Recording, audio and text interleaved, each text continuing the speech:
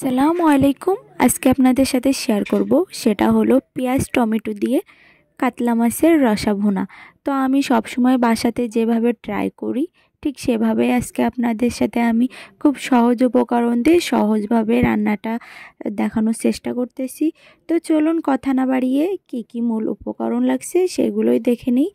তো এখানে আমি যেহেতু কাতলা মাছ দিয়ে আজকে কাতলা মাছের রেসিপিটা দেখাবো, এই জন্য আমি আপনাকে প্রথমেই কাতলা মাছটা কেটে ধুয়ে নিয়ে রেখেছি। তারপরে এখানে মাছটা ভাজার জন্য যেভাবে প্রস্তুত করতে হয় ঠিক সেভাবে আমি নিচ্ছি। তো এখানে আমি আজকে আমার বাসায় কাতলা মাছ ভুনার জন্য যেটা নিয়েছি সেটাই দেখাচ্ছি। আপনাদের বাসায় অন্য মাছ থাকলেও সেম প্রক্রিয়াতে আপনারা এভাবেই রান্না করতে পারেন, কোনো সমস্যা নাই। তো আজকে যেহেতু আমি কাতলা মাছ দিয়ে দেখাচ্ছি এই জন্য আমি রেসিপির টাইটেল নামটাই দিয়েছি যে কাতলা মাছের রসা ভুনা। তো তারপরে এখানে আমি কড়াইয়ের ভিতরে তেল দিয়ে নিয়েছিলাম, আর তারপরে যখন তেলটা ভালো মতো গরম হয়ে এসেছে ঠিক তখনই আমি এই মাছগুলো দিয়ে নিয়েছি। তো দিয়ে নেওয়ার পরে এটাকে আমি ভেজে নিচ্ছি। আর প্রথমে আপনারা খেয়াল করেছেন যে আমার কড়াইয়ের ভিতরে কিছুটা পরিমাণ আমি লবণ দিয়ে নিয়েছি। তো এটা হয়তো অনেকেই জানেন, আবার অনেকেই হয়তো জানেন না। যাদের কড়াইয়ের ভিতরে মাছ লেগে যায় ঠিক তারাই এই সেম প্রক্রিয়াটি দিয়ে নেবেন, দেখবেন আর কখনোই কড়াইয়ের ভিতরে লাগবে না। তো তারপরে এখানে আমার মাছটা পুরোপুরি ভাজা হয়ে গেলে এখানে আমি সেই মাছ ভাজা তেলের ভিতরে এখানে আমি পেঁয়াজ কুচি, কাঁচামরিচ কুচি আর রসুন বাটা দিয়ে নিয়েছি। তারপরে এখানে সামান্য পরিমাণ লবণ, তারপরে সামান্য পরিমাণ হলুদের গুঁড়া। তো তারপরে আমি এখানে আর মরিচের গুঁড়াটা দেই নাই, কারণ এখানে আমি 6 থেকে 7টা কাঁচামরিচ ফেড়ে দিয়েছিলাম। তারপরে যখন কাঁচামরিচ বা পেঁয়াজগুলো ভাজা ভাজা হয়ে এসেছে ঠিক তখনই আমি টমেটো, লাল 2টা টমেটো এখানে কেটে দিয়েছি।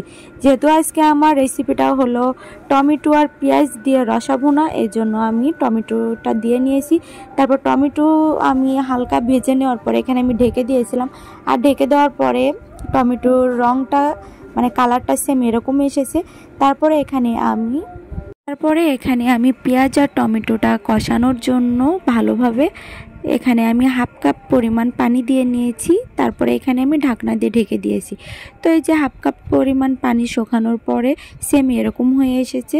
তারপরে এখানে আমার যে ভাজা মাছগুলো ছিল ওটা আমি এখন দিয়ে নিব।